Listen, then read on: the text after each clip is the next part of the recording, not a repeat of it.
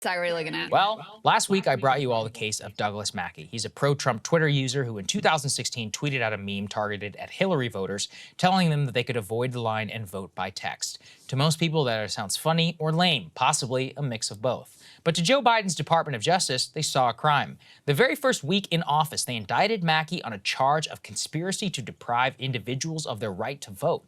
Prosecutors alleged that some 4,500 people called the number on the meme and that MacKey distributed. They honed in on MacKey's private messages, where he and other pro-Trump Twitter personalities reveled in the reach of their accounts, hoping they could trick, quote, dopey liberals not to vote. Now, is MacKey a good person? Probably not. But that's not enough to put somebody on trial. Ultimately, this trial was about whether satire online should be legal, even satire that is malicious, mean, and targeted, whether that should be illegal or not.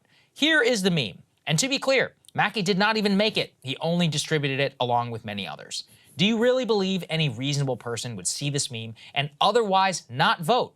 The Biden Department of Justice certainly did. Apparently, so did a jury of MacKey's peers who convicted him in the Eastern District of New York on Thursday on conspiracy to deprive other American citizens of their right to vote. Already, the censorious establishment is doing backflips online over the victory of this case. Why? The government even put out a victorious press release about the verdict, put it as a warning to anyone else who may do so online. But a closer scrutiny of the trial itself is necessary. For the government to be truly ironclad in their case, they would have to prove that MacKey's meme crossed the satire line because people otherwise texted to vote rather than vote itself. Their theory of this case relied on the fact that some 4,500 people called this phone number. Yet, when his defense challenged prosecutors to bring forward one single witness who said that they were fooled, they could not do so. Let me repeat, not one person was called to the stand to testify that their civil right to vote was actually deprived by this meme, despite having their phone numbers. And that means from the facts of the case, on its face, all the government proved was that MacKey posted this meme, that some people interacted with the same phone number, and that he may have been malicious in his intent. As to the witnesses, the star witness at trial had nothing to do even with depriving anyone of votes. Instead, it was a dude named Microchip, who was part of MacKey's group chat. During this testimony, Microchip cast MacKey as a leader of the group who distributed memes targeted at liberals, but under cross-examination admitted two key things. Number one, he was testifying because he was cooperating with the FBI and pleaded to a reduced charge. Two, quote, there was no grand plan around stopping people from voting. So if there was no grand plan, there was no conspiracy, right? You can't prove a real conspiracy, and you can't prove a single witness was harmed. Then what are we doing here? Obviously, none of these questions mattered to the New York City jury that convicted MacKey, but one has to wonder if the politics of the area played into that, and also to the wisdom of bringing charges like this in the first place. Prosecutorial discretion is a hell of a drug, and immediately, with the precedent set, a lot of people are looking for similar examples and saying, hey, why isn't this person in jail? Many pointed to this tweet by Christina Wong, a liberal Hillary supporter in 2016 who tweeted, quote, hey, Trump supporters, skip poll lines in election 2016 and text your vote. Tech votes are legit. Or vote tomorrow on Super Wednesday. That, along with the video that was viewed close to 1 million times. Now, if you ask me, that's funny. And just as ridiculous as the meme that MacKey posted. But now, by the standards the government has set, any of the 843,000 people who watched that video have been contaminated by Wong's conspiracy to prevent Trump supporters to vote. Now, curiously, Ms. Wong remains free and clear to this day. To be clear, she should remain so. So should MacKey. People say stuff on the internet they don't mean all the time. Worse, this has been rewarded now by the FBI for wasting their time policing Twitter trolls rather than letting child sex predators like Larry Nassar go free. As I reminded everyone last time, the nanny state behavior of the feds here is something that reveals a very, very deep rot. As Matt Taibbi discovered, FBI agents whose salaries we are paying were spending their time flagging moronic, tiny Twitter accounts, joking, including one who said, quote, I am a ballot counter in my state. If you're not wearing a mask, I'm not counting your vote, saying that every negative comment on the post she would add a vote for the Democratic Party. Or another example, the low follower user who tweeted, quote, I want to remind Republicans to vote tomorrow, and included the wrong date. This was flagged by FBI agents who wanted Twitter to take it down. It had 3 retweets. And under the standard of the now established MacKey conviction, they can claim anyone who saw that tweet and misinterpreted it could have had their civil rights violated, or a conspiracy to do so. The standard now has been set and the gauntlet thrown. We now live in a significantly less free internet. The best response to this, from an individual perspective, post less, even if you're anonymous. If you screw with somebody like Hillary, they will track you down to the ends of the earth. I'm Aaron Maté, sitting in for Jimmy Dore, here with Misha Pollan and Americans comedian Kurt Metzger, and our guest is Nick Cruz, host and co-founder of the revolutionary Blackout Network. And remember this headline from Politico right before the November 2020 presidential election? Hunter Biden's story is Russian disinfo, dozens of former intelligence officials say. This was the claim signed by a number of former intelligence officials from the CIA and other agencies, that this laptop of Hunter Biden was just entirely a Russian op. And among other things, the content of that laptop showed that Hunter Biden was trading on his family name for business opportunities. It was showing basic Washington corruption. And rather than allow people to learn about that story, it got censored on the fake claim pushed by these former intelligence officials that it was all a Russian operation. And even during a presidential debate between Joe Biden and Donald Trump, Joe Biden cited this claim to make the argument that the laptop story was all just the work of Russia. So here he is citing this claim from these former intelligence officials. 50 former national intelligence folks who said that what he's accusing me of is a Russian plant. They have said that this has all the five former heads of the CIA, both parties, say what he's saying is a bunch of garbage. This is classic Trump. We have 4 days left, and all of a sudden there's a laptop. There's overwhelming evidence that from the intelligence community that the Russians are engaged. I still think that the stories from the fall about your son Hunter were Russian disinformation and a smear campaign, like you said. Yes. I know you'd ask it. I have no response. It's another smear campaign. It's the last-ditch effort in this desperate campaign to smear me and my family. The vast majority of the intelligence people have come out and said there's no basis at all. So that is Joe Biden. Boy, he has really deteriorated since then. He looks like lucid there. That is Joe Biden back in 2020, in most of those clips there, basically pointing to this letter from former intelligence officials saying that the Hunter Biden laptop was all the product of Russia. Well, guess what we learn now? We don't just learn, as we learned before, that this was all a scam, that actually the laptop was real. But now we learn that the Biden campaign asked those intelligence officials to write that letter. Here is Lee Fong, the 50 intelligence former officials who falsely accused the 50 former intelligence officials who falsely accused the Hunter Biden laptop of being Russian disinformation. Letter in 2020 was organized by former CIA officials at the request of the Biden campaign, according to new testimony. And here is a recap of this new testimony from CBS News. According to a letter released Thursday night from the Republican chairman of the House Judiciary and Intelligence Committees, former CIA Deputy Director Michael Morell told congressional investigators that days after the laptop story, Secretary of State Antony Blinken, then a Biden campaign advisor, reached out to Morell and set in motion the events that led to the intelligence officials' public statement. So you get that this wasn't just a fake claim that Russia was behind Hunter Biden's laptop done to help the Biden campaign. This fake claim was done at the behest of the Biden campaign. And we're only learning this now. Here's the headline from the New York Post, whose story on the Hunter Biden laptop was censored as a result of that fake claim that this was just a Russian operation. Here's the headline: ex-CIA chief spills on how he got spies to write false Hunter Biden laptop letter to help Biden. Joe Biden's presidential campaign prompted former acting CIA Director Mike Morell to help Biden by organizing 50 colleagues to sign a letter in October 2020, falsely claiming that damning emails from Hunter Biden's laptop published by the Post were Russian disinformation.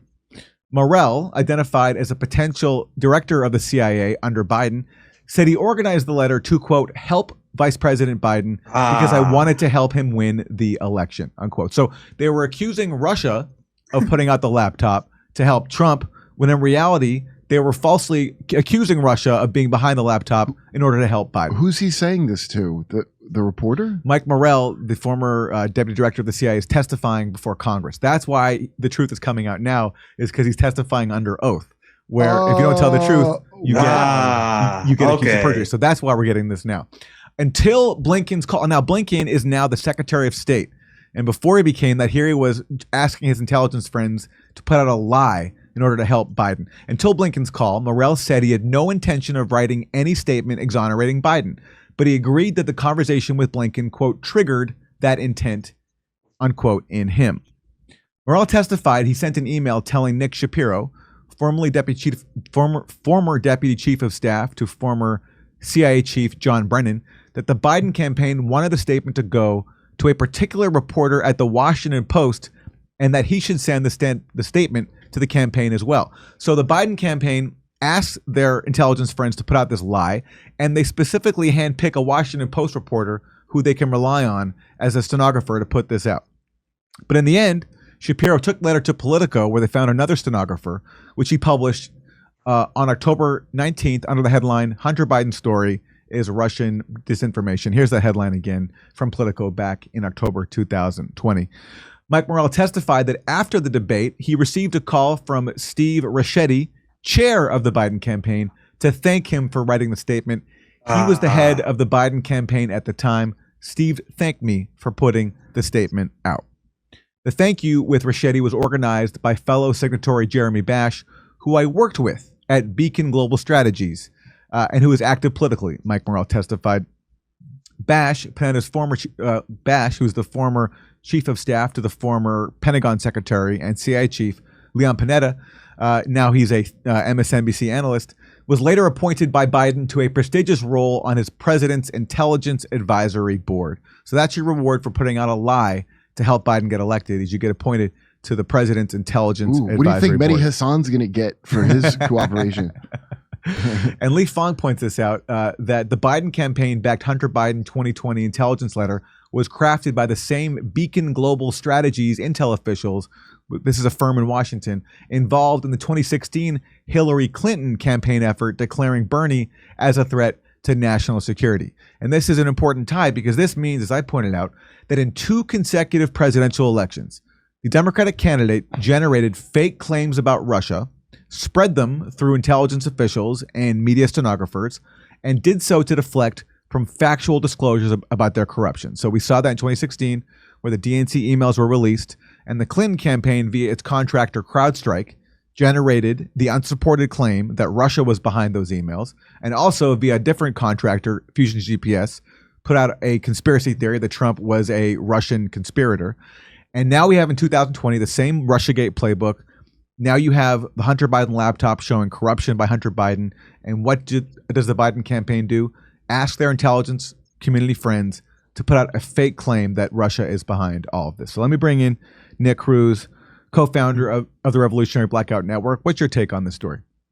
I think the fact that you're even covering this, Aaron, is very Trumpian, because Trump was uniquely dangerous because he harmed the integrity. He questioned the integrity of the intelligence agencies. Do you guys remember the community?